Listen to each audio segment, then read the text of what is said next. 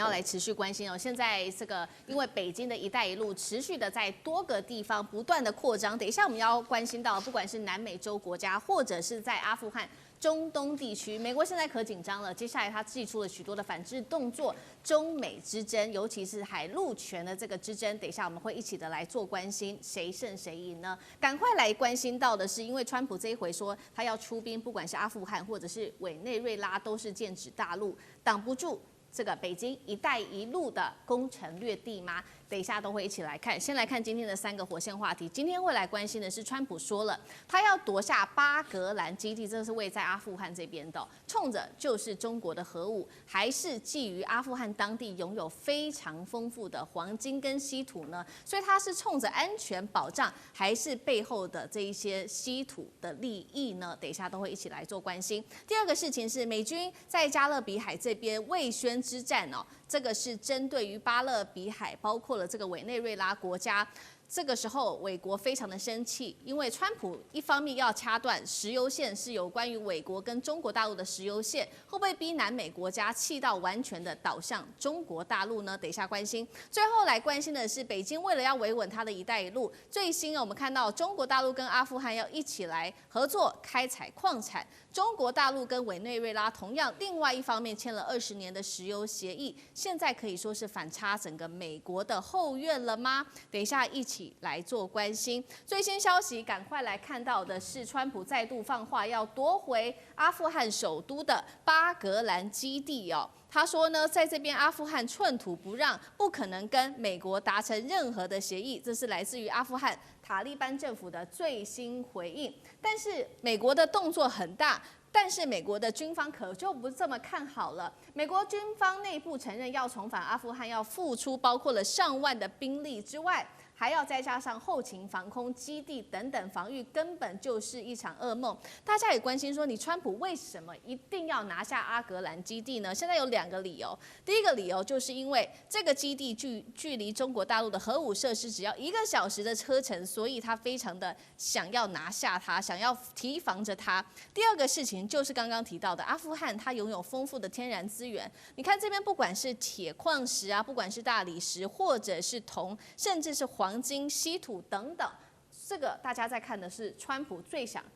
要掠夺下来的就是这些天然资源。所以到底是什么原因，川普真的敢重兵入侵阿富汗吗？这个军事算盘能不能达成？他的如果真的要这样做的话，美军是否又要重蹈当年的覆辙，造成一些恐慌，造成更多的损伤？厉将军怎么看？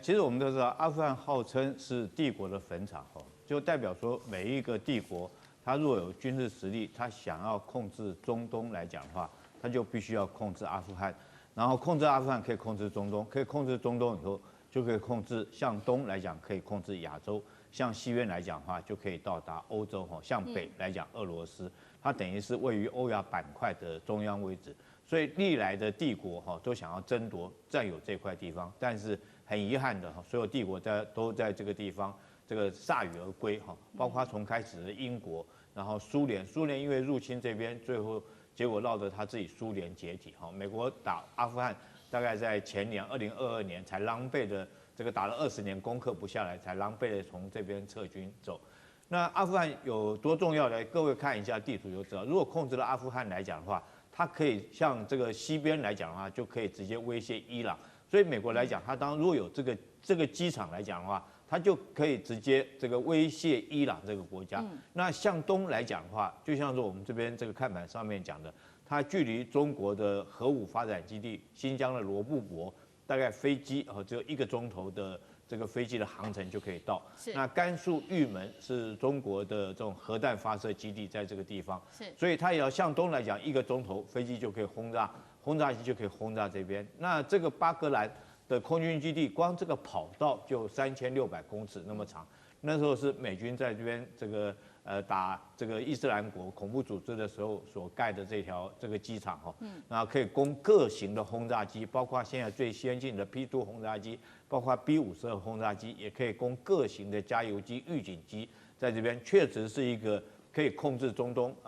很好一个基地，甚至于它可以威胁到俄罗斯如果向北来讲，就是中亚嘛，这个我们讲的这个这个土库曼哈，这个吉尔吉斯这些国家，然后再向北就是哈萨克哈，可以威胁到这个俄罗斯，所以说非常非常重要。那南边来讲的话，它甚至于可以，如果说兵力投射来讲的话，可以到这个阿拉伯海，也就是波斯湾哈，可以跟波斯湾它的巴林或者是这个我们讲的这个卡达哈，这个美军的空军基地连成一气，相互的支援。所以这个基地对美国来讲确实是非常重要，但是你如果说它能够再重新占有这个地方，我觉得根本就是不可能的事情，因为你等于就是美国的飞地嘛，你没有任何保护措施，当初你就是因为守不住，你才仓皇的撤退，那你现在怎么可能再撤退？但是反观回来，我认为这是美国哈，这个川普会有这种念头，不是说是很单纯，他一厢情愿的想说是按照他世界的版图哈。他这边又要格陵兰这个岛啊，又要巴拿马运河，又要这个，我觉得他是看到中国已经在这边，这个旗子已经下了，已经在这边插旗成功了，所以他非常的着急。那中国当然不是靠着军事能力进入到阿富汗，他是靠着经济能力哈协助阿富汗。他已经跟塔利班那时候，其实去年5月份的时候，这个塔利班已经到北京哈跟王毅已经见了面，那时候还拍了一张照片。那大家记不记得，其实在上个月的时候。这个王毅到印度访问之后，下一站就是到阿富汗，所以你知道阿富汗对于中国、对于美国、对于俄罗斯都非常的重要。那中国是采取这种方式，我们看到是跟你建立这种友谊和建立交情、扩大朋友圈的方法，然后协助你的开发。譬如中国用它的基建能力哈，用它的这种经济能力帮助你开发你的这种既有的这些矿产，来改善你民生的生活，因为。毕竟来讲，阿富汗现在民生确实是很苦了哈。这个老百姓，这个因为这个常年这个都是在征战的状况之下，生活是很苦。但是它有很好的矿产，尤其是现在来讲的话，它也有这种稀土的矿产。那如果中国愿意协助它开发这种稀土矿产，我觉得可能可以达到双赢。就是中国来讲有提炼的技术，那阿富汗也可以卖出这个提炼出来的稀土，可以改善它的民生。当然，很重要的一件事情是。中国从来不干涉其他国家内政，他不会管你这个国家、你的宗教、你的政权、你的政治立场什么，他不会去干涉哈，尊重你们国家立场。所以我觉得中国用这种方式进入阿富汗的可能性，是让美国现在川普这么着急的主要一个原因。好，这个川普怎么样都说他要拿下这个基地哦，这个真实发生的可能性是非常低的，但是他真的是非常看好阿富汗的地缘的一个重要性。刚刚张俊帮我们讲了嘛，他这个基地东边、西边、南边，不管是北边等等，对他来说都是占有非常重要的这个地缘的优势。那另一方面，中国大陆已经插旗了，透过“一带一路”跟塔利班谈成了许多的合作。等一下会请委员来帮我们就这个事情来做更深的分析。那另外一方面，美国则是针对阿富汗只会用威胁的方式，都让塔利班政权或者是阿富汗都感到非常的不满。其实川普的这一只手，我们刚刚说了嘛，深入到中东国家，其实也到了南美，那同样也是引发大家的愤怒哦。因为近几周我们看到美国做了什么动作？美军是以反毒为名，在加勒比海这边集成了一共是3艘船，而且他直接没有经过法律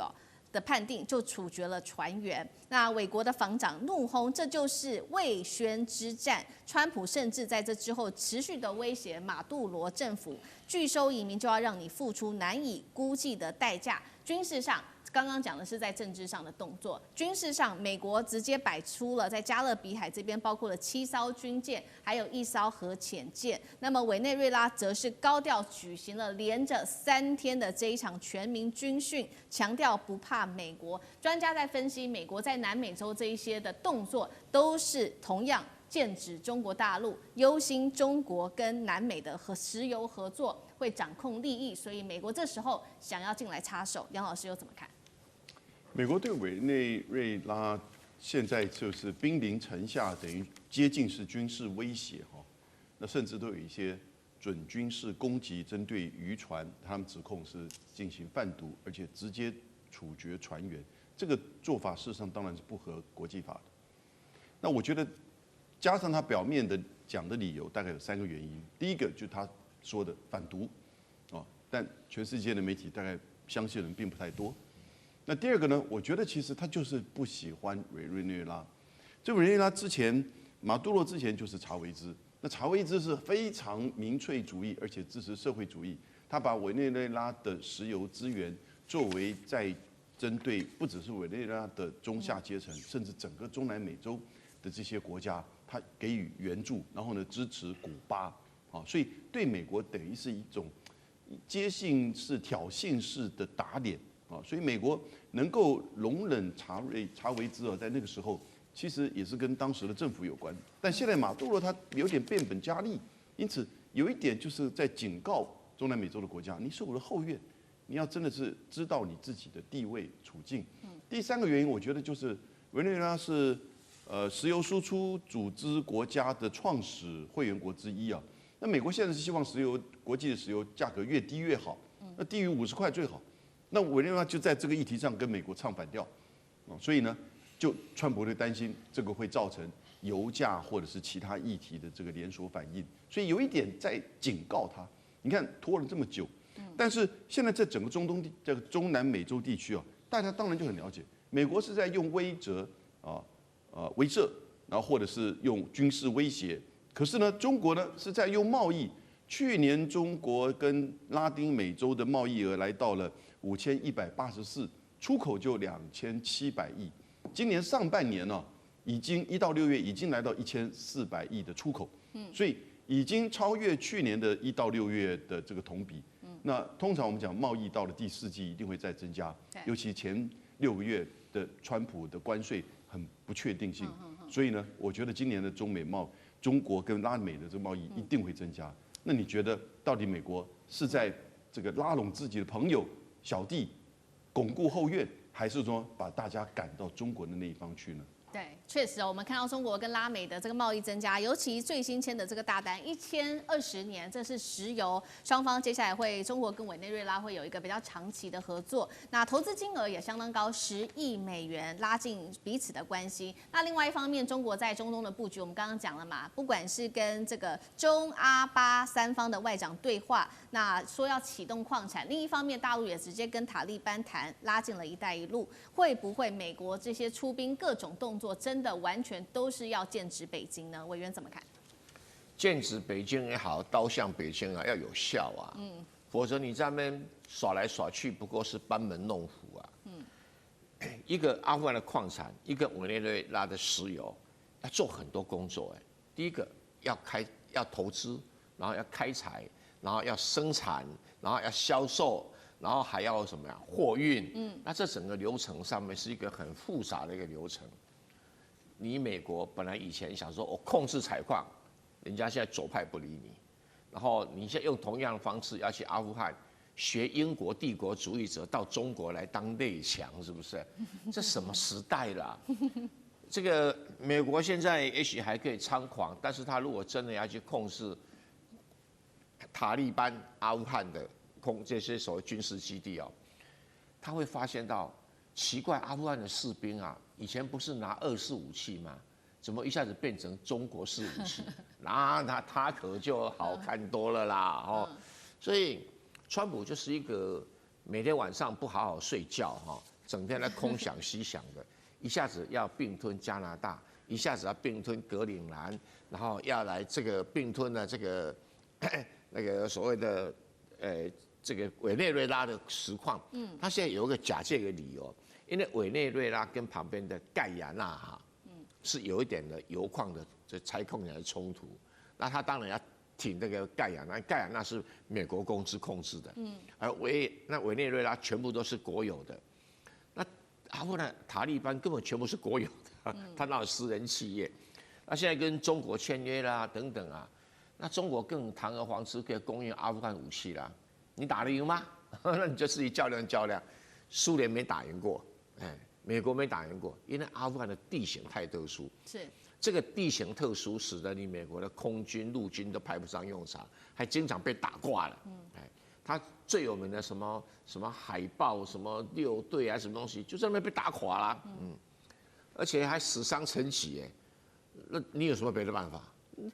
没有别的办法，空军也没用，海军离得更远。那你只剩下特种部队，特种部队是一个轻装部队，刚好阿富汗也是轻装部队，他就是吃定你啦。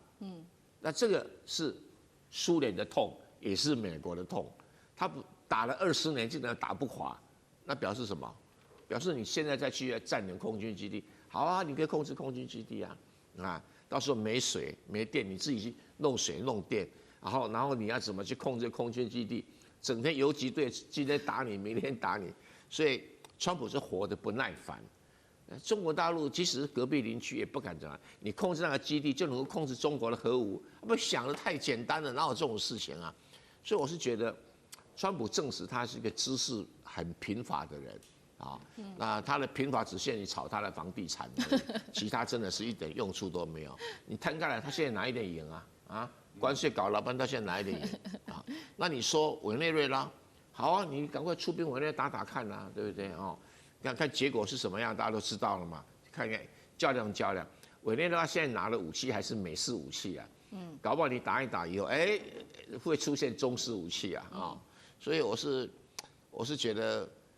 这位川普先生我看时日不多了，这样玩法时日不多了。他到处放火啊，他全世界没有朋友啊，他到处拿东西威胁人啊，他以为这样可以建立美国帝国，我觉得痴人说梦啊。好，谢谢蔡委员，那我们休息一下，马上回来。